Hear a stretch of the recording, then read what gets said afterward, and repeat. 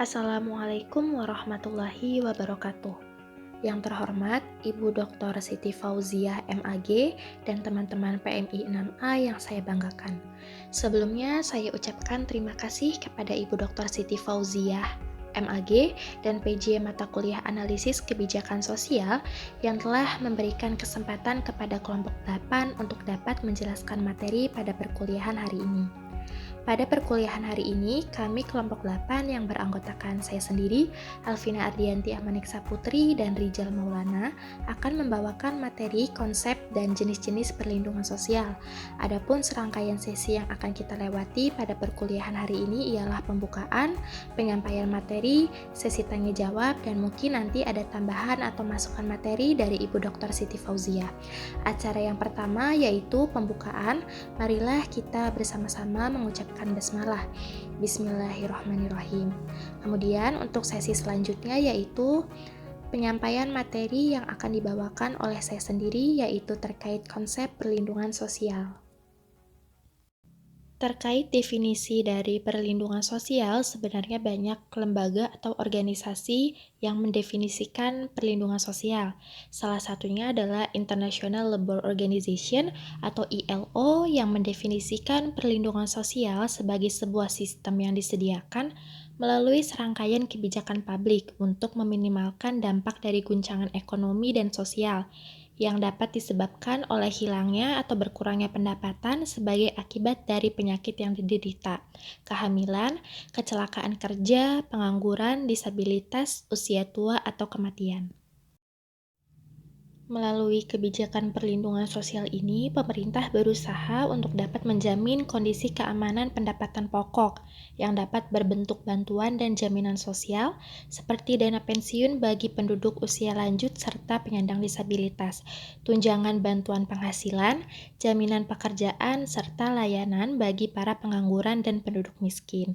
Nah, kebijakan perlindungan sosial juga mencakup penyediaan akses universal akan pelayanan sosial yang terjangkau dalam bidang kesehatan, pendidikan, pelayanan dasar seperti akses terhadap air dan sanitasi, ketahanan pangan, perumahan, dan yang lainnya. Selanjutnya yaitu konsep perlindungan sosial. Sama dengan definisi perlindungan sosial, sebenarnya banyak organisasi atau lembaga juga yang berpendapat konsep perlindungan sosial. Salah satunya ialah UK Department for International Development atau DFID. DFID pada tahun 1999 berpendapat bahwasannya setidaknya ada 3 jalur untuk mewujudkan konsep pendekatan perlindungan sosial yang seimbang. Di antaranya 1. Peningkatan keamanan dengan membantu rumah tangga dan komunitas, 2. Peningkatan kesetaraan, dan yang ketiga, peningkatan pertumbuhan dengan menjamin akses setiap rumah tangga. Yang pertama, melalui peningkatan keamanan dengan membantu rumah tangga dan komunitas bertujuan untuk dapat meningkatkan kesinambungan penghidupan dalam menghadapi guncangan ekonomi, politik, lingkungan, kesehatan, serta bentuk guncangan lainnya. Yang kedua, melalui peningkatan kesetaraan dengan memperbaiki tingkat penghidupan untuk menjamin keterpenuhan hak-hak dasar seluruh penduduk, serta dengan meningkatkan konsumsi masyarakat miskin. Dan yang ketiga, melalui peningkatan pertumbuhan dengan menjamin akses setiap rumah tangga untuk dapat menghasilkan tenaga kerja yang produktif, membangun nilai-nilai solidaritas sosial, dan menyediakan lingkungan yang menjamin kemudahan individu dalam beradaptasi. Selanjutnya, perlindungan sosial mempunyai tujuan untuk dapat mencegah risiko yang dialami penduduk, sehingga penduduk dapat terhindar dari kesengsaraan yang berkepanjangan, dapat meningkatkan kemampuan kelompok miskin dan rentan dalam menghadapi dan keluar dari kemiskinan, juga kesenjangan sosial ekonomi, serta memungkinkan kelompok miskin tidak diwariskan dari satu generasi ke generasi lainnya. Menurut Van Gineken, Ferraria dan Robalino mengklasifikasikan perlindungan sosial menjadi 2 kelompok, yaitu ada bantuan sosial dan jaminan sosial.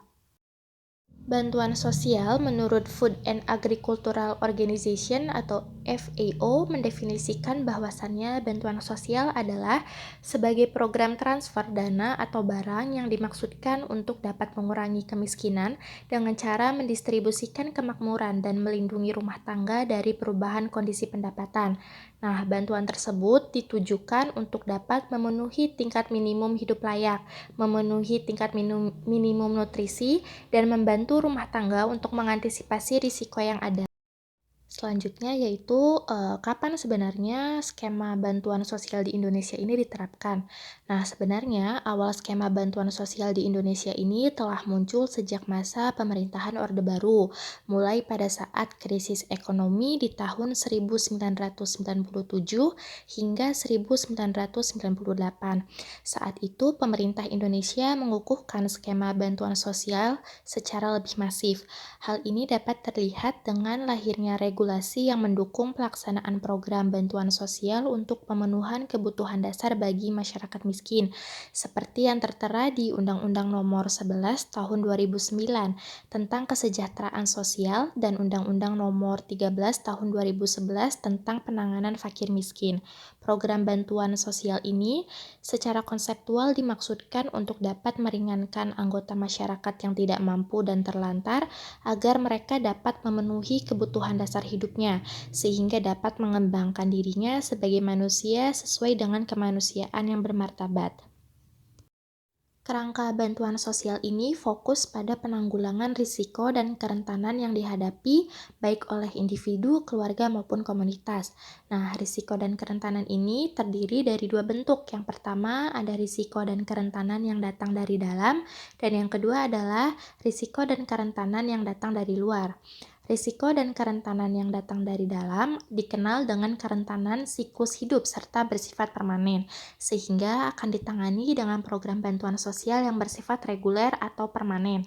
Nah, untuk yang kedua, risiko dan kerentanan yang datang dari luar bisa disebabkan oleh bencana alam, guncangan ekonomi, dan guncangan sosial. Pada risiko yang kedua ini, ditangani dengan program bantuan sosial yang bersifat kontemporer atau sementara, sesuai dengan kebutuhan masyarakatnya. Selanjutnya yaitu jaminan sosial. Jaminan sosial merupakan bentuk pengurangan risiko melalui pemberian tunjangan dana atau penanggungan biaya ketika sakit, kecelakaan saat bekerja, kelahiran, usia lanjut, serta kematian. Adapun definisi dari jaminan sosial menurut International Labour Organization yang menggambarkan bahwa jaminan sosial ialah sebagai sebuah mekanisme penggabungan risiko finansial, jaminan sosial secara umum yang mensyaratkan bahwa para peserta memiliki sumber penghasilan yang relatif tetap dan sebagian dapat disisihkan untuk membayar premi. Sekilas info, premi itu adalah sejumlah uang yang harus dibayarkan setiap bulannya sebagai kewajiban dari tanggungan atas keikutsertaannya di asuransi. Nah, hak dari peserta atas manfaat dari program jaminan sosial dijamin oleh catatan kontribusinya. Nah, sistem jaminan sosial pertama kali terbentuk di akhir abad ke-19 di Jerman. Pada saat itu, beberapa pemerintah di daerah Jerman membantu pemerintah pusat untuk menghimpun dana penyakit, di mana kontribusi dari dana tersebut mayoritas berasal dari pekerja. Nah, selanjutnya mulai terbentuk program jaminan sosial seperti asuransi kesehatan, asuransi kecelakaan kerja, serta program jaminan di hari tua. Program tersebut diselenggarakan secara bersama oleh para pekerja, pemberi kerja, serta negara dengan bagian kontribusinya masing-masing. Kemudian di tahun 1930-an, program jaminan sosial ini kemudian mulai diikuti di negara Amerika Serikat, Kanada, dan negara Amerika Latin. Sekian presentasi mengenai konsep perlindungan sosial. Untuk selanjutnya yaitu jenis-jenis perlindungan sosial akan dijelaskan oleh rekan sekelompok saya, yaitu Rijal Maulana. Kepada Rijal, saya persilakan. Ini saya akan membahas mengenai jenis perlindungan sosial. Banyak pengertian dari jenis perlindungan sosial ini, tapi saya akan mengutip dari Asian Development Bank atau ABD, di mana perlindungan sosial pada dasarnya merupakan sekumpulan kebijakan dan program yang dirancang guna menurunkan angka kemiskinan dan kerentanan. Program sosial memiliki upaya peningkatan dan perbaikan kapasitas penduduk dalam melindungi diri mereka dari bencana dan kehilangan pendapatan. Maka dari itu, ABD atau Asian Development Bank membagi perlindungan sosial ke dalam 5 elemen, di mana yang pertama berisi tenaga kerja, kedua asuransi sosial, ketiga bantuan sosial, keempat skema makro dan area baset untuk perlindungan bagi komunitas setempat, lalu yang terakhir adalah perlindungan anak. Oke, yang pertama adalah pasar tenaga kerja. Pasar tenaga kerja adalah tempat di mana pertemuan antara pembeli dengan penjual guna melakukan kegiatan jual beli, yang dimana jual beli di sini adalah jual beli tenaga kerja. Di pasar ini, penjualan adalah pemilik tenaga kerja, sedangkan pembelinya adalah organisasi, perusahaan atau instansi yang mencari atau memerlukan tenaga kerja. Perusahaan selanjutnya akan membayarkan gaji, tunjangan, atau asuransi kepada tenaga kerja. Pasar tenaga kerja ini berfungsi untuk mengalokasikan secara optimal tenaga kerja di antara berbagai alternatif pengguna dalam pekerjaan produktif, serta memberikan rasa harga diri dan kepastian hidup sebagai sarana penyuluhan tenaga kerja dan sebagai sarana untuk informasi tenaga kerja. Tidak hanya itu, pasar tenaga kerja juga memiliki manfaat, di antaranya yang pertama itu untuk membantu pemerintah dalam mengatasi permasalahan ketenaga kerjaan. Lalu yang kedua, untuk membantu orang-orang atau lembaga-lembaga yang memerlukan tenaga kerja untuk mendapatkannya. Yang ketiga, untuk membantu para pencari kerja itu dalam memperoleh pekerjaan sehingga dapat mengurangi angka pengangguran. Oke, contoh konkret pasar ini adalah dapat tersebarnya informasi lowongan kerja di suatu instansi atau lembaga yang membutuhkan tenaga kerja, dan informasi itu dapat diketahui oleh pihak-pihak pencari kerja. Di bahasa ini ada banyak media yang dapat digunakan untuk penyebaran informasi seperti publikasi atau iklan melalui media massa, jalinan atau kontak langsung antara perusahaan dengan institusi perguruan tinggi, sekolah, lembaga-lembaga yang menghasilkan tenaga kerja, atau lembaga-lembaga penyeluruhan tenaga kerja atau bursa kerja swasta, lingkungan internal perusahaan melalui karyawan yang sudah ada, atau lembaga-lembaga konsultan, jaringan serikat, dan juga yang terakhir bisa juga dari jaringan serikat pekerja dan institusi resmi pemerintah melalui Depnaker. Oke. Perlindungan sosial yang ada dalam elemen pasar tenaga kerja ialah berupa jaminan sosial. Hal tersebut sudah ditetapkan oleh Undang-Undang Republik Indonesia Nomor 3 Pasal 1 Tahun 1992 yang berbunyi, jaminan sosial tenaga kerja adalah suatu perlindungan bagi tenaga kerja dalam bentuk santunan berupa uang sebagai pengganti sebagian dari penghasilan yang hilang atau berkurang, dan pelayanan akibat peristiwa atau keadaan yang dialami oleh tenaga kerja berupa kecelakaan kerja, sakit, hamil, bersalin, hari tua, atau meninggal dunia. Oke. Berlanjut, program perlindungan sosial yang disediakan oleh pemerintah. Menurut Jasa Keuangan atau OJK, asuransi sosial memiliki pengertian sebagai penyedia jaminan sosial bagi anggota masyarakat yang dibentuk oleh pemerintah berdasarkan peraturan-peraturan yang mengatur hubungan antara pihak asuransi dengan seluruh golongan masyarakat. Tujuan asuransi sosial ini tidak lain untuk meningkatkan kesejahteraan masyarakat, terutama para pegawai dan pensiunan. Asuransi sosial diselenggarakan berdasarkan Undang-Undang Nomor 2 Tahun 1992 tentang usaha perasuransian.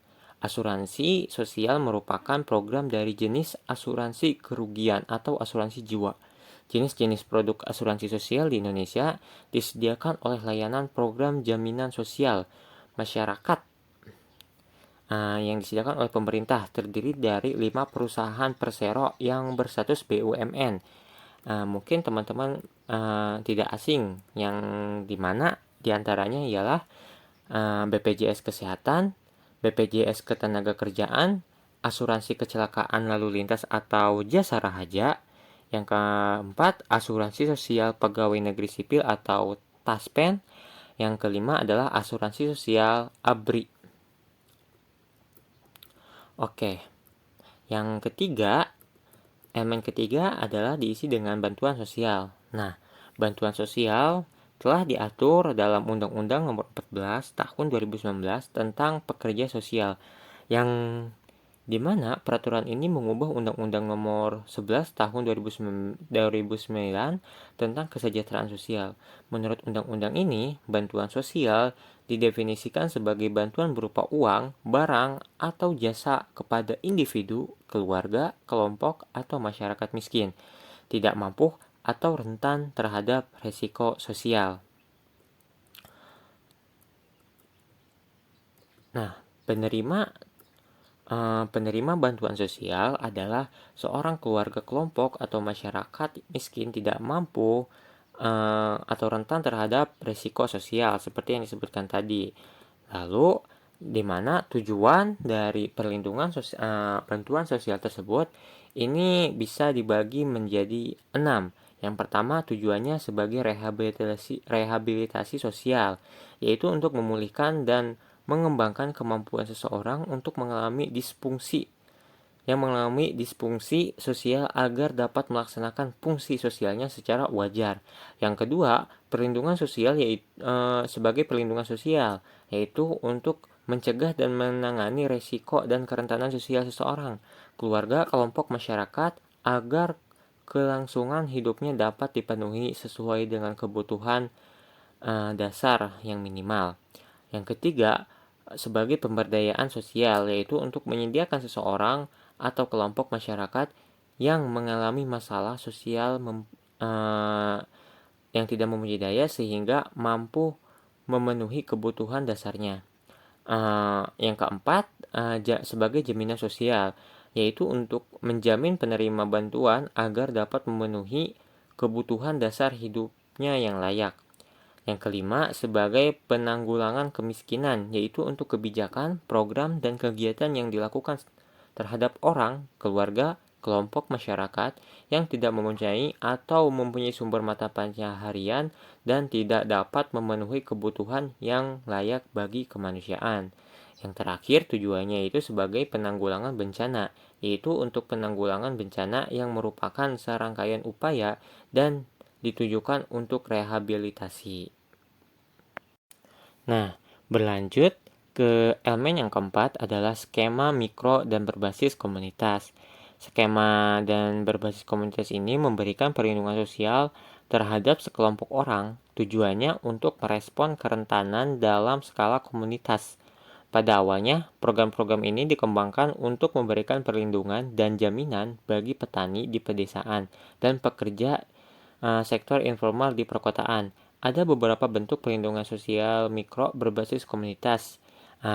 Yang pertama itu ada asuransi mikro. Nah, asuransi mikro ini adalah skema-skema berbasis kontribusi dan sukarela yang dibentuk dan dikelola oleh masyarakat dalam menghimpun dana untuk mengatasi resiko-resiko pada skala komunitas.